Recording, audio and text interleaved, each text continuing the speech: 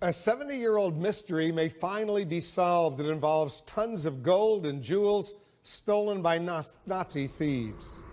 দ্বিতীয় বিশ্বযুদ্ধের পরবর্তী সময়ে পোল্যান্ড এবং চেক সীমান্ত অঞ্চলে একটি গুজব ছড়িয়ে পড়ে যে পোল্যান্ড সীমান্তবর্তী সেন্ট্রাল সুডেটেসের একটি পরিত্যক্ত রেল টানেলে নাৎসিরা একটি স্বর্ণবোঝাই ট্রেন লুকিয়ে রেখেছে।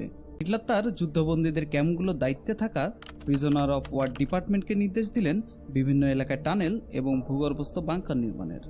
তার এই প্রজেক্টের নাম ছিল প্রজেক্ট রাইজ।